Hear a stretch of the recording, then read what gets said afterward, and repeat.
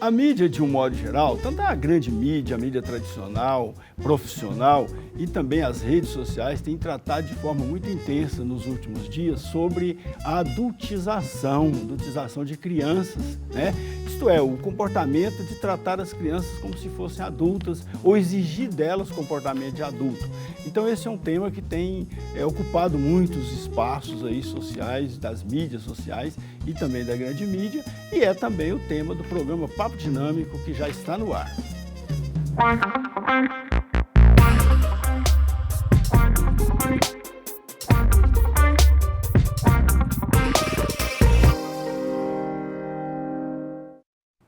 Olá, gente boa, muito boa noite. Estamos iniciando o Papo Dinâmico na PUC TV Goiás, todo domingo, 10 da noite, e também nas redes sociais, no canal do programa Papo Dinâmico no YouTube, da PUC TV, também no YouTube e nas redes sociais, no X, no Instagram, no Facebook, sempre no perfil do programa Papo Dinâmico. Vai lá, curte as nossas mensagens, nossos programas, compartilhe e também sugira temas para a gente debater aqui, convidados também, né? E será um prazer, uma honra muito grande tê-los aqui para debater esses assuntos de interesse geral da nossa população, das nossas famílias. E hoje, então, como já anunciamos, vamos falar de adultização com dois especialistas extremamente qualificados nessa área, né, que são aqui a advogada, né, já quase doutora em psicologia, né, a doutora Jordana Pinheiro. Ela que é neta do Ali Pinheiro, é isso mesmo? É. Seja bem-vinda, boa noite. Neta mais velha. Neta mais velha do Ali Pinheiro, que foi o finado Ali Pinheiro, mas que dá nome ao estádio do Goiás Esporte Clube, né? Serrinha, o Ali Pinheiro, que foi um grande dirigente do Goiás Esporte Clube, né? Então, uma honra tê-la aqui conosco, por causa disso também, tá? É uma honra estar aqui com vocês na PUC, que eu tanto amo, onde eu estudei na graduação, no mestrado e agora no doutorado. É muito gratificante estar aqui para essa conversa tão importante. Você é graduada em Direito na PUC Goiás? Direito. É advogada? Sou advogada de crianças e famílias há mais de 16 anos e resolvi estudar academicamente a psicologia social justamente para entender essa relação entre crianças, famílias, justiça e sociedade. Perfeito. Aí fez mestrado, então, em psicologia na PUC Goiás e agora está terminando o doutorado. Exatamente. Ah, que legal. Seja muito bem-vinda aqui, tá? Obrigada.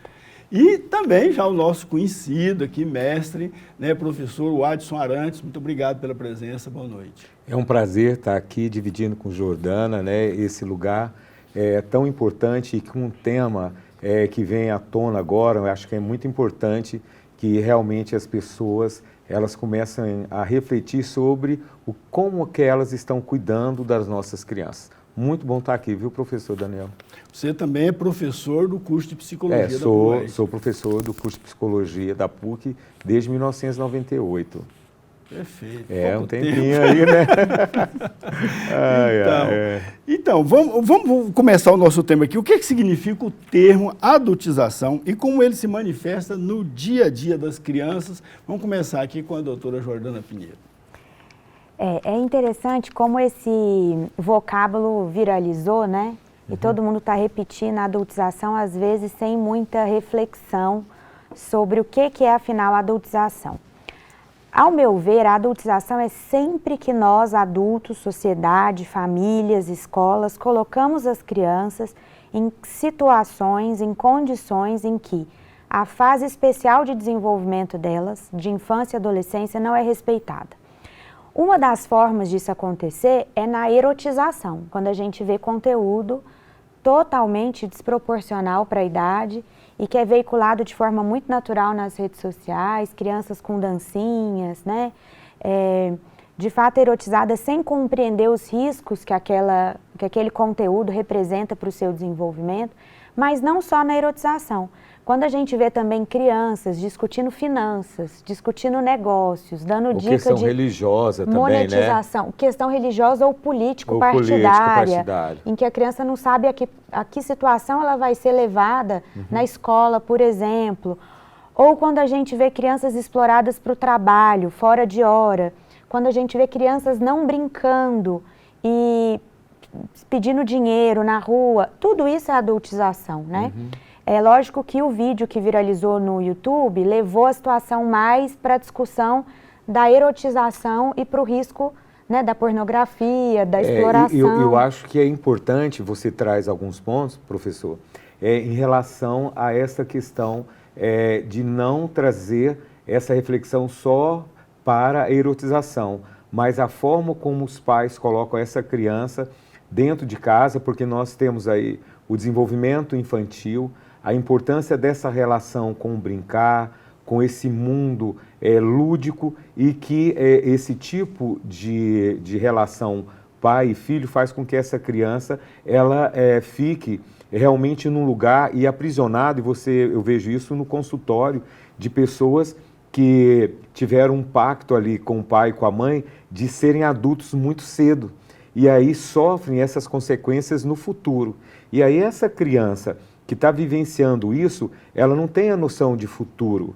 Ela está vivendo aquele momento e ela se sente, às vezes, na obrigação de cumprir com um desejo desse pai e dessa mãe, e aí ela deixa de ser ela para ser aquele tipo de situação. Então, quando você vê crianças na internet realmente de forma adulta, trazendo conteúdos adultos ou questionando a própria formação de conceitos, né? Teve um adolescente que falou: por que eu tenho que estudar Aristóteles, né? Para que eu tenho que realmente aprender, quer dizer, negando a ciência e se colocando num papel que não é dele. E obviamente, essa questão da erotização que é vista, mas o que é importante dizer também, que isso não está acontecendo só agora. Eu sou da época em que tinha músicas que eram eróticas, não vou ficar falando aqui quem que fazia, mas todo mundo dançava determinado tipo de música, erotizava. A banda que acabou sofrendo um acidente de avião, que foi os Mamonas Assassinas, as músicas deles eram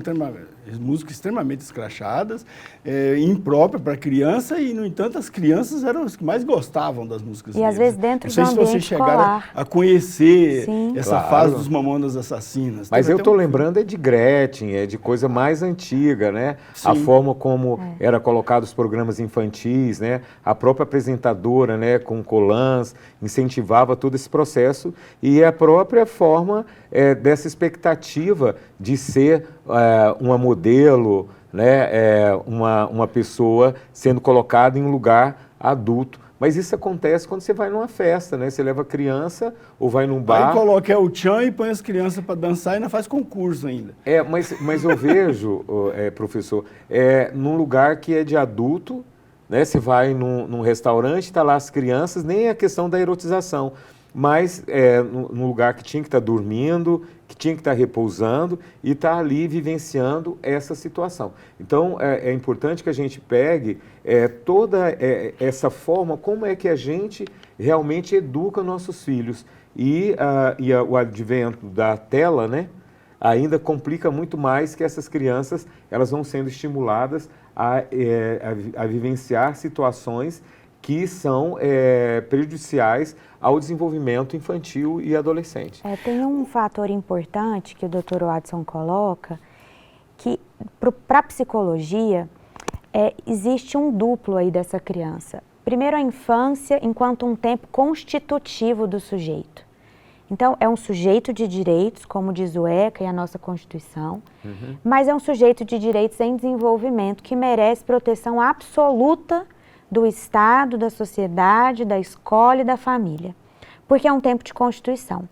E justamente por ser um tempo de Constituição, ele também não fica só no aqui e no agora, mas ele se projeta para o futuro. Isso. Quando a gente fala que a infância é recursiva, quando o que a gente viveu na infância retorna o tempo inteiro, em forma de lembrança, em forma de trauma, de atitudes, de vivências.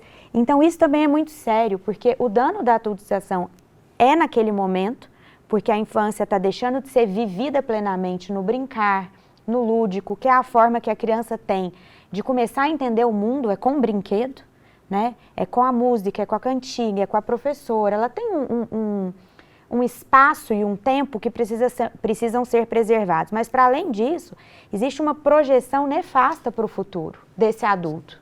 E aí é importante, porque às vezes você escuta as pessoas falando: eu trabalhei, meu pai me bateu, eu me dei, gente. Quando fala eu me dei, gente, é porque comprou um carro, tem uma casa, mas é uma pessoa extremamente tímida ou extremamente que não consegue dialogar. Uma pessoa rígida, uma pessoa que acha que é o dono do saber. Então, eu acho que é muito importante que a gente entenda que a criança ela está em desenvolvimento e está sendo constituída, desenvolvendo.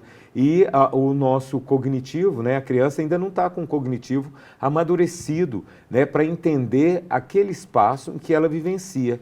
E aí é onde acontece esses traumas, essas dificuldades, que vai levar para a vida inteira. E aí a gente vê pessoas que não conseguem se expressar, ou pessoas que realmente fica naquele lugar ali nas questões primitivas e não consegue dialogar. Então são N situações que pode acontecer aí por causa dessa situação de colocar a criança nesse espaço. Quais são os sintomas de que uma criança... Porque, assim, estou entendendo, então, que a adultização não é uma formação, é uma deformação, Isso. Certo? Então, quais são os sintomas de que uma criança está sendo adultizada? Vou conversar com a doutora, depois a gente passa. Tá, tranquilo. Eu acho que do ponto de vista psicológico, o doutor Watson vai poder falar melhor do que eu, mas a gente vive uma epidemia de transtornos mentais, né? Crianças mais ansiosas, crianças mais depressivas, crianças entristecidas. Não raro a gente vê as crianças puxando o cílio, né, doutor Watson? Puxando o cabelo, roendo muito as unhas. Isso até entre os nossos. A gente se preocupa com essa sociedade ansiogênica que se formou. Mas para além dessas questões de transtorno mental, eu vejo que o principal sintoma é quando de fato a gente vê socialmente uma criança e a gente não a reconhece como criança. Nas roupas, no vocabulário, nas músicas. E isso, para quem tem filho em idade escolar, professor, é assustador, porque quando a gente vai numa festinha de um amigo e a gente ouve o tipo de música que é tocada sem nenhuma crítica, em ambiente familiar mesmo, e que as crianças começam a repetir, às vezes sem compreender aquelas palavras, e para mim esse é o principal sintoma, é um sintoma social.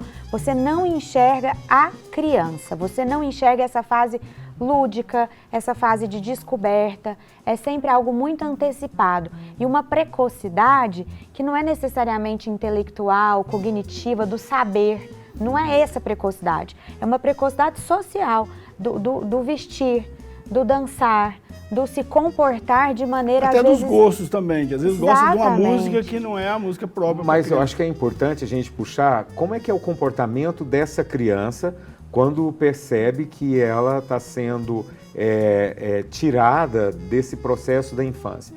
Então são crianças que são arredias, crianças que não conseguem realmente manter uma relação lúdica no dia a dia, e aí volta-se muito para a tela, muitas vezes. Crianças que têm uma questão de erotização do próprio vestir, de buscar vivenciar uma realidade que não é a dela. E isso, né, a doutora disse muito bem, que a gente vive nessa sociedade ansiosa e sem processo, tudo é muito imediato. E aí muitas vezes a gente não percebe, e aí essa questão dessa sociedade adoecida em que tudo se monetiza. Sim. Então, que é uma das questões que a gente está discutindo, por isso que veio à tona. Então, se a criança ela está lá como um pastor mirinho, está sendo monetizada, está ganhando dinheiro em relação a essa criança e ela não tem a noção disso. Então, esse caso, né, e está até tendo aí a questão da lei, né, que está acontecendo lá no Senado e na Câmara dos Deputados, etc., para realmente essa sociedade acordar, olha, a gente não pode deixar essas crianças aí sozinhas. Vamos fazer um pequeno intervalo, nós já voltamos e no próximo bloco eu quero ver justamente isso com vocês. Essa questão, porque de um modo geral, acaba chamando atenção e monetizando, dando muitos likes, uma criança fazendo papel de adulto, né? Ou se comportando como adulto nas redes sociais, muitas vezes a gente gosta disso, as pessoas curtem muito isso. Então eu quero ver como é que a gente deve tratar essa situação no próximo bloco, daqui a pouquinho.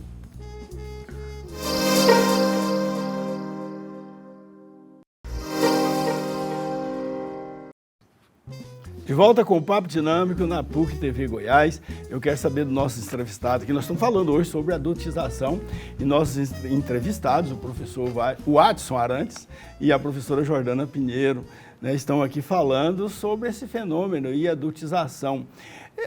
Vamos começar aqui com a doutora. Começar com as mulheres. Não, claro, eu sou tranquilo. Então, assim, é saudável que uma criança amadureça, ela cresça adquirindo maturidade, não é isso? Qual a diferença entre uma maturidade, né, a concepção de uma maturidade saudável e a adultização precoce? É uma pergunta boa, professor, porque a gente vive um paradoxo, né? O que a gente discute nos últimos anos? Que os adolescentes têm demorado a se tornar adultos, é ou não é? É. Que demoram mais para sair da casa dos pais, que geralmente a gente casava mais cedo, hoje todo mundo casa mais tarde. Tem vezes que eu tenho pai, cresça menino. Não é? E o paradoxo é, enquanto a gente vê pessoas então ainda não preparadas para pagar as próprias contas, trabalhar, cuidar da família, constituir família, processos acelerados em que as crianças são colocadas nesse lugar de produtores e consumidores de conteúdo, que eu acho que é importante a gente falar isso também, né, Watson? A gente estava dizendo como que o brincar é um marco importante nessa história toda. O brincar mostra saúde mental, então essa criança, enquanto ela brinca, enquanto ela está tentando entender o mundo ludicamente, ela não está preparada para entendê-lo concretamente. E ela está sendo colocada a viver essa concretude e de um jeito muito perigoso, que é nas redes sociais, porque dá essa impressão que o perigo é menor, que o perigo está distante, que o agressor está lá do outro lado da tela, em outro país, que ele está muito distante. E eu acho que esse marco simbólico, né, que é o brincar, ele é muito importante para a gente entender que essa criança, ela não está, enquanto ela está brincando, ela não está madura para produzir e consumir conteúdo. E é importante trazer essa coisa do brincar, gente, que o brincar pode ser sim também no celular, tá? Só que tem que ser algo que tem que ser monitorado e tudo mais. Porque senão fica aquela coisa que na minha época era melhor. Então hoje... sobre isso, a questão da classificação etária, que é muito comum você ver lá no YouTube, por exemplo, uma programação, inclusive você vai no celular, no app, né, no app do YouTube, e vai lá e coloca a classificação adequada para a criança. Isso. Ela começa a assistir, ela não quer mais, ela quer uma de uma classificação mais avançada. Porque aí a questão da tela é muito complicado, porque traz prazer imediato. A gente que é adulto, se a gente não tomar cuidado, a gente fica o tempo inteiro ali passando e rolando o dedinho. Então imagina uma criança, quer dizer, com aquelas cores e tudo mais. Então é muito mais fácil e mais palatável para uma criança estar ali na tela, porque ela não precisa ir, ela não precisa buscar. E esse brincar, essa questão lúdica, ela é muito importante, mas os pais, eu sempre falo, tem que ir para o chão com a criança. Sim. Né? Tem que ir ali brincar, vivenciar todo esse universo. E quando a gente faz com que essa criança ela fique num lugar que não é o lugar adequado, obviamente ela vai ficando aí, vai sofrendo. E uma das coisas que eu queria retomar, que é essa questão de achar que aquela criança é uma criança prodígio, tá? Porque ela faz determinado e tem determinado tipo de comportamento, e aí é muito lindo a criança ficar lá falando várias palavras difíceis, essas coisas, mas utilizar esse expediente para ela, de forma exaustiva, de ficar em ambiente adulto, para poder conseguir monetizar em cima disso, é algo que é muito doentio, né? Agora, obviamente é legal quando a criança espontaneamente ela tem um determinado tipo de comportamento. Agora, levando isso para essa questão profissional e levando elas para redes e fazendo vídeos e colocando, obviamente ela vai ficar nesse universo, mas ela não tem a noção de que ela está perdendo essa infância, que é essas relações. Então é muito importante que a comunidade escolar, né, que essa criança está inserida, a comunidade religiosa, a gente traga um viés para que essa criança ela possa ser criança, tá? Então, essa família, ela precisa entender qual que é a intencionalidade de ser pai e de ser mãe. O que eu quero com isso? Já que vocês são... você é quase psicóloga, é advogada, mas é doutora em psicologia, e você é psicólogo de carreira. Em que medida, eu vou lembrar da psicologia do desenvolvimento do Piaget. Eu estou aqui, vocês não acham? Eu estou aqui na minha cabeça Piaget, Vygotsky, Vallon, Winnicott, Então, tá tudo aqui, viu, gente? A psicologia de desenvolvimento, lá a gente vê que ele defende a tese que tem as fases, para cada fase tem a sua, digamos, seu tratamento adequado. Né? Tem o tipo de aprendizado que a pessoa adquire em cada fase da vida, ou cada coisa que é apropriada para cada fase da vida.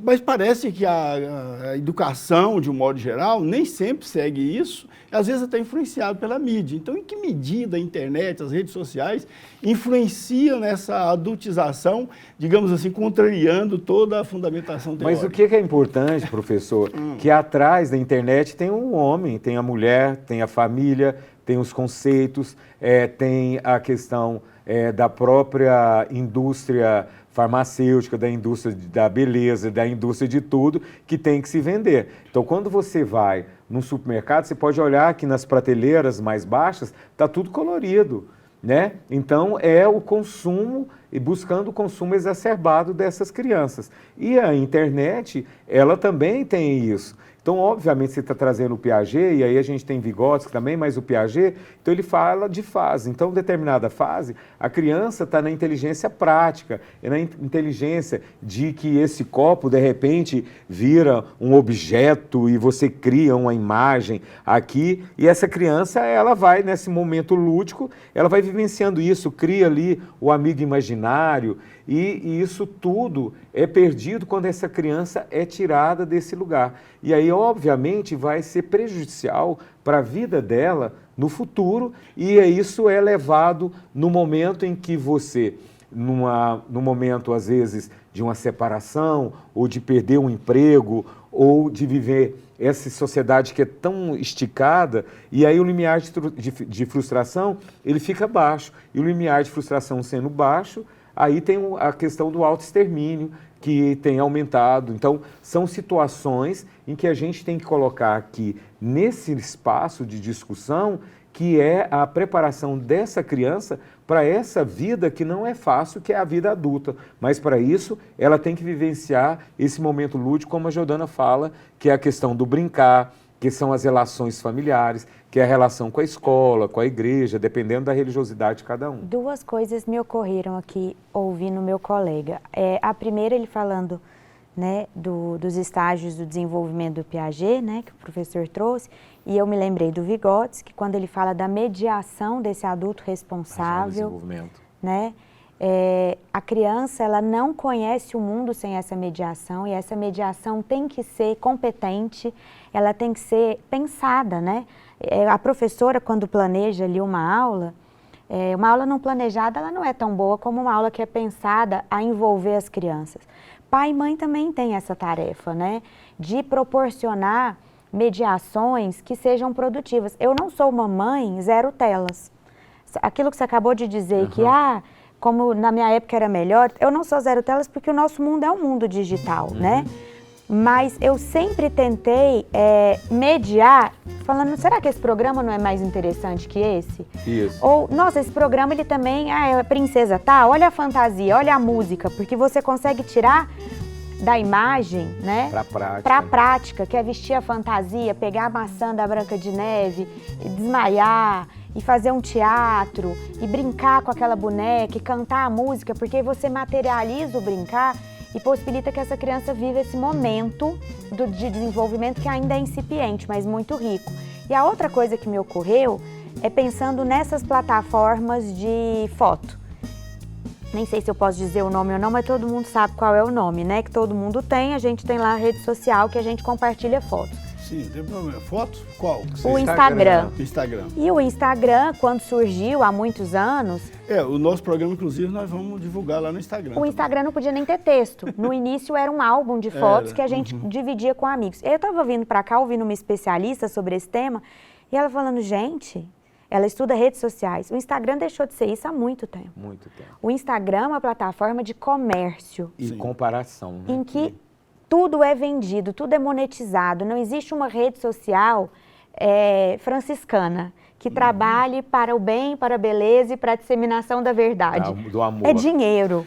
Então, Gente, as crianças ali consomem e vendem, né, para gerar engajamento. Nós temos que fazer um pequeno intervalo e Sim. já voltamos, vamos falar das consequências da adultização, daqui a pouquinho.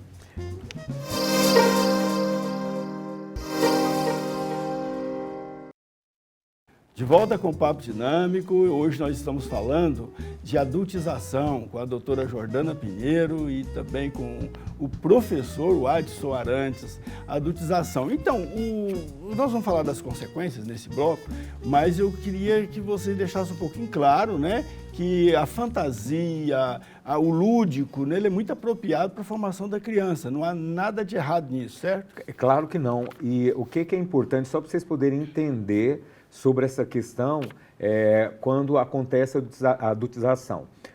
Por exemplo, uma criança de 2 anos, ela não consegue por si só amarrar o sapato, tá entendendo? Biologicamente, organicamente, tá certo? Então ela não consegue. A gente vai preparando ela para ela conseguir amarrar os sapatos. Então, quando vem essas questões que tira essa criança desse lugar, é como se roubasse esse processo. Então, isso é tirar dessa criança essa sensação de que ela é capaz. E aí, isso que você traz sobre essa questão do lúdico, dessa infância, que isso não significa, gente, que você não pode ensinar a sua criança a cuidar da casa. Mas não no sentido de ser adulto e ter essa obrigação, mas essa criança participar do dia a dia de forma lúdica, como é que é o funcionamento dessa casa, como é que são as responsabilidades. Então, não é uma coisa laissez-faire, né? Essa coisa francesa, sem regras. As regras são importantes, mas elas têm que ser algo que vai sendo colocado de acordo com esse desenvolvimento que é o que a gente traz.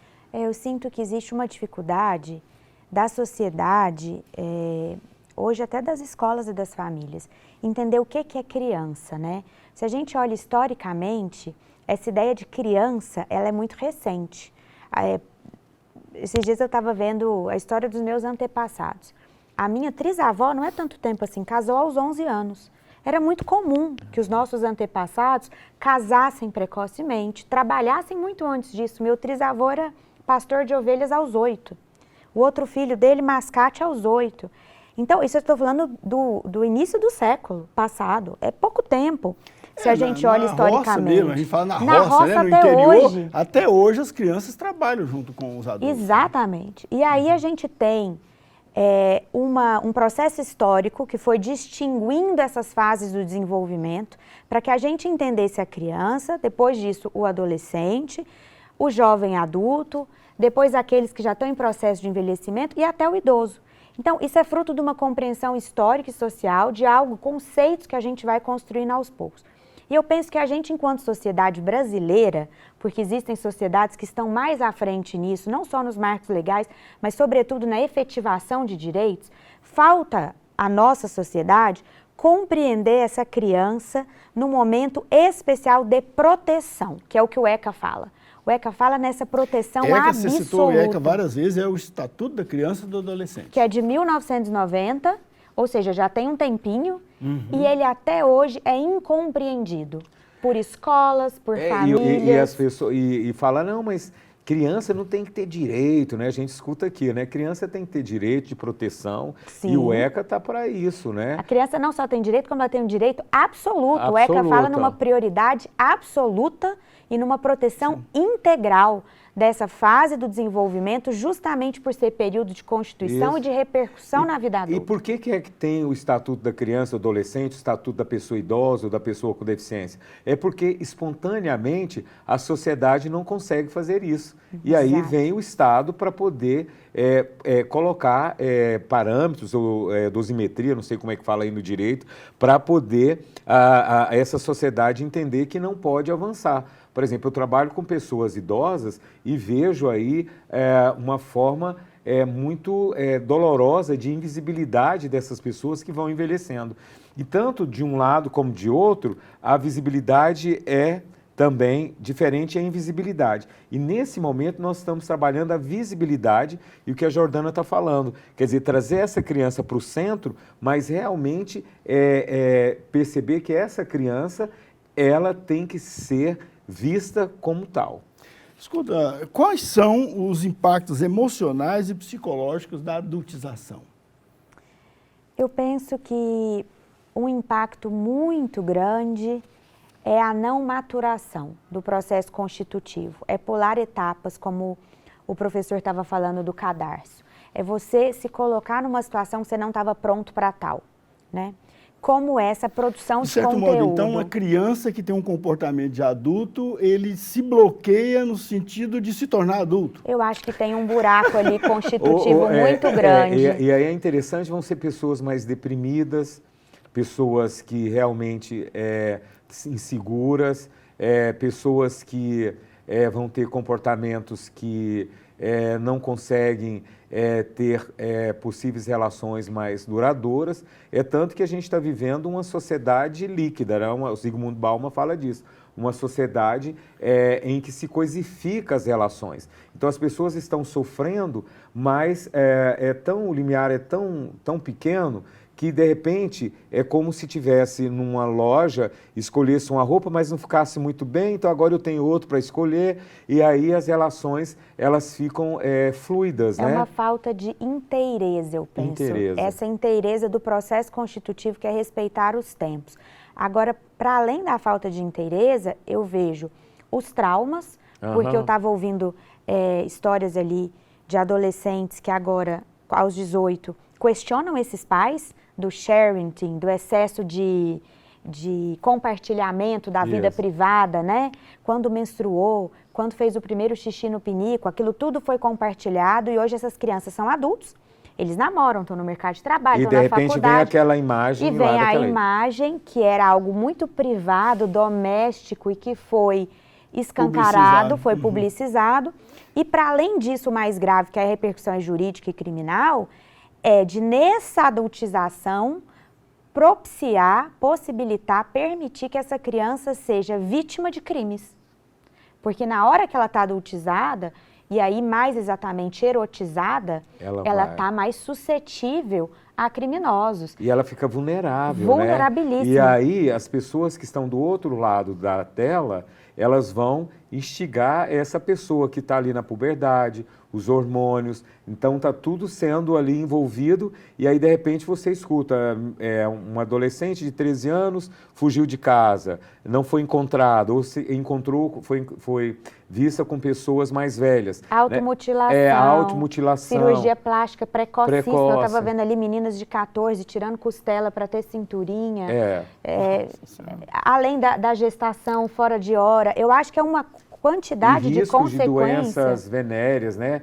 De aplicativos, então, em consultório, atendendo adolescentes que foram usadas com essa questão de aplicativos e aí teve situações complexas relacionadas aí a doenças, e estamos esquecendo uma coisa muito importante, que quando a criança está nesse espaço de adulto, que não é o próprio dela, ela não pode estar em dois espaços ao mesmo tempo. Ela falta à infância. E a infância é lugar de brincar e de estudar. A gente está esquecendo disso. A gente já vive uma sociedade que prega a fragilidade da universidade, do estudo, ou não é? Da educação, sim. O tempo inteiro a ciência e a universidade sendo fragilizadas no discurso público. E a criança que ainda deixa de usar esse tempo constitutivo para se formar academicamente e se colocar no mercado de trabalho de maneira digna, não precisar de um subemprego. Então, as consequências elas são múltiplas. Pode afetar a autoestima, né? Pode afetar a identidade da pessoa. Essa coisa da identidade, né? Porque a identidade nossa, ela é construída nas nossas relações diárias, desde do espaço que a gente vive, da família que a gente vive, o núcleo familiar. E essa identidade, ela realmente, no processo do adolescer, quando ela vai se firmando, e aí tem essa antecipação dessa adultização, essa pessoa ela se perde nesse sentido e ela vai tentando, e aí entra muitas vezes em situações complexas, como a adição, né, com a questão do alcoolismo, de outras drogas, de ansiedade, depressão. Depressão. E aí é interessante que você está trazendo essa questão de ser viciado em jogos pela internet. Então são várias situações que estão sendo envolvidas se realmente esse pai e essa mãe, né, essa pessoa que cuida dessa criança, esse mediador, ele não perceba todo esse processo que está acontecendo. Perfeito, nós vamos fazer um pequeno intervalo e no próximo bloco, que é o último bloco do programa, nós vamos falar então das prevenções e soluções para esse problema. Se é que tem, daqui a pouquinho a gente volta.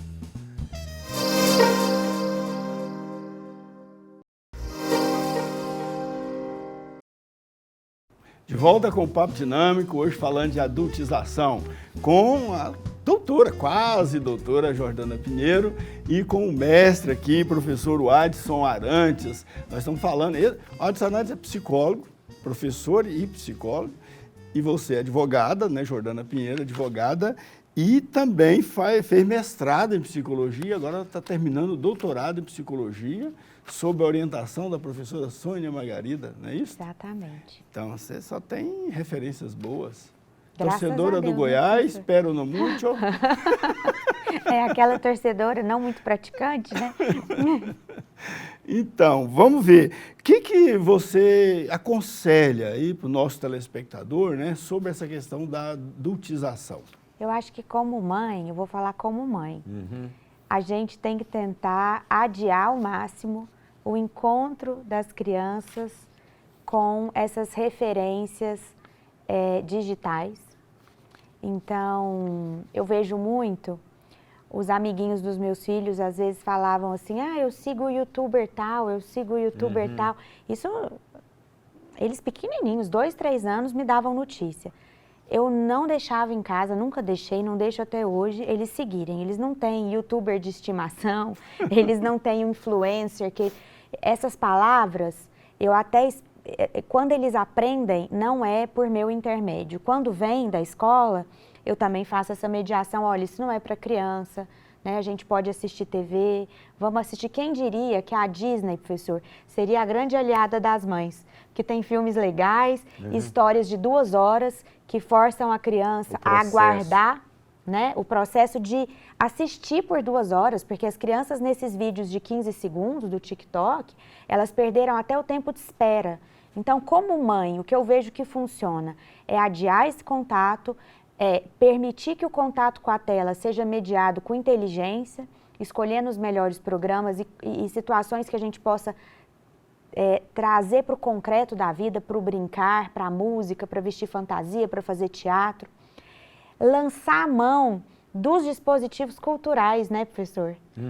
Teatro, cinema, praça. A gente não pode ter preguiça, teatro físico, piquenique, presencial, não teatro pelas telas, eu vou não. sempre, show de música infantil, festa junina, aí tem festa japonesa na cidade.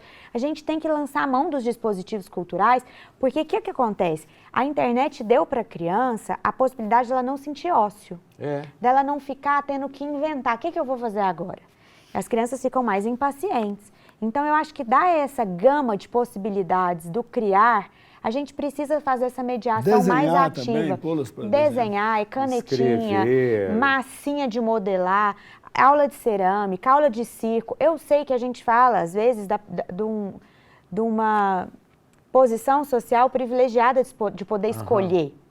Mas a gente também sabe que existem muitas outras estratégias públicas. E é interessante, estratégia, eu moro perto do zoológico, em sábado e no domingo, é lotado, né? Os familiares, às vezes eu vou e entro ali e vejo essa coisa lúdica. Mas eu acho que é importante falar para os pais, né, que estão nos assistindo, dar uma olhadinha para eles mesmos, né? Como é que está a sua criança interior, se essa criança ela foi cuidada ou não. E se você não está repetindo padrões para distanciar você dessa criança. Porque em consultório, muitas vezes, quando eu vou trabalhar com adolescentes e tal, E aí os pais têm amnésia, sabe? É como se apagasse o que eles fizeram ali. E acho que é importante que você, que está aí nos assistindo, observe como é que está a sua vida diária com seu filho, com a sua filha, né? A Jordana está trazendo coisas lindas, né, a respeito de ser mãe nesse mundo tão digital e esse cuidado com esse lúdico. É importante que você agende. A agenda é muito importante. A gente está num mundo muito automático que a gente vai levando e vai deixando as coisas acontecerem. Agende, olhe o dia para você poder ter, para poder fazer um hambúrguer, a pizza, a pamonha, que é o goiano falando, pensando aqui, a pipoca, né? A pamonha. Permite, né? Um clima. Quer dizer, ter esse lugar que traz esse coletivo, né? Essa relação em que essa criança ela possa ser criança. Então é importante que você não terceirize, tá, a sua relação de pai e de mãe, só coloca a culpa na internet. Primeiro porque é um objeto, né? O telefone é um objeto, tá? Então eu tenho que ser um mediador desse objeto. A relação é humana. Então a gente não pode esquecer disso e aqui priorizar esse lugar que é dessa criança. Tá, mas tem outro aspecto também que eu queria perguntar para vocês, como é que vocês sugerem para os nossos telespectadores, que é a publicização de fotos de situação corriqueira, familiar, né, com os filhos, com as crianças. Quer dizer, qualquer coisinha as pessoas vão na internet e postam lá a fotografia do filho, filho na piscina, filho na praia, né, o filho, sei lá, dormindo e tal.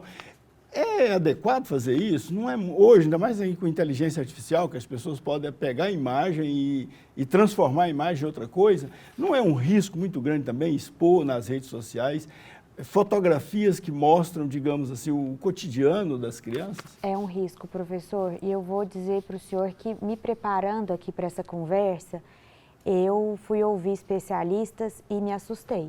É mais grave do que eu imaginava. E olha que no direito de família, no IBDFAM, eu estou no Instituto Brasileiro de Direito de Família, Analice, com a Analice, presidindo a comissão da criança e do adolescente, e a gente fala muito sobre esses temas e sobre o tal do sharing, que são esses pais obcecados por compartilhar. Né? Que aí tem dois perfis, tem aqueles que monetizam, porque aí, como o Adson falou, é engraçadinho, fala palavras difíceis, né? Ou é um mini pastor, ou dança isso, e aí monetizam.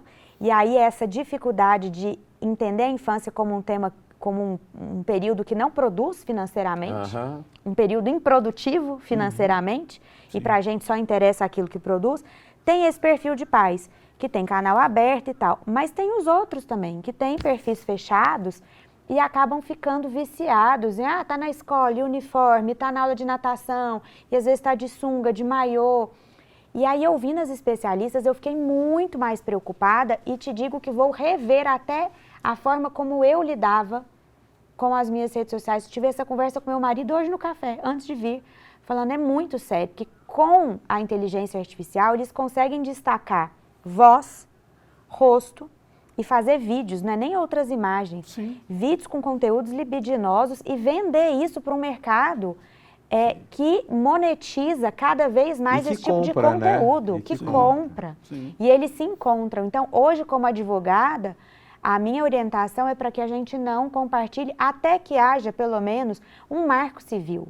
Porque a gente está num país em que não existe um marco civil. Existe esse PL 2628, né, do senador Alessandro Vieira, acho que do Sergipe, que é o que está mais amadurecido. De todos que eu estudei, é o que já passou por audiência pública, ouviu especialista. Então, a Childhood e as outras fundações defendem que esse seja colocado à votação. Pode ser que agora, com a viralização do vídeo e esse surgimento de um monte de PL, isso acabe sendo bagunçado, porque vão muitas discussões vir à tona e não só a que estava amadurecida, mas o fato é que a gente não tem esse marco civil. Se esse PL for aprovado, ele já é chamado pelos especialistas de ECA digital. Perfeito. Ele vai ser uma novidade para o ECA, mas a gente não tem ainda. Sim. A gente fica aqui com vontade de conversar É, mais, eu né, sei que vocês têm gente? muito mais sugestões para dar para os nossos telespectadores, mas infelizmente nosso tempo acabou, nós temos que encerrar. Mas de qualquer modo, nós temos dicas boas aqui de como evitar isso. De qualquer modo, a exposição é sempre um risco. É um né? risco. É um risco. E antes da exposição tem todo aí um trabalho lúdico que se pode fazer, os pais fazer com as crianças, momentos, né? Geralmente momentos presenciais, coletivos, que ajuda muito na formação de todos nós, não só das crianças, mas dos adultos também. Muito obrigado pela presença de vocês. Boa noite, doutora Jordana Pinheiro. Boa Valeu noite. muito a sua presença. Um prazer enorme. Obrigada, Igualmente. professor. Doutor o Adson Pinheiro Arantes, seja muito obrigado pela presença, pelas colaborações. Eu que agradeço, e para todos os telespectadores, reveja o seu papel como pai, como mãe, e lembre que criança é para ser tratado como criança. Ok. E para você que nos acompanhou, um grande abraço, boa noite, até a próxima.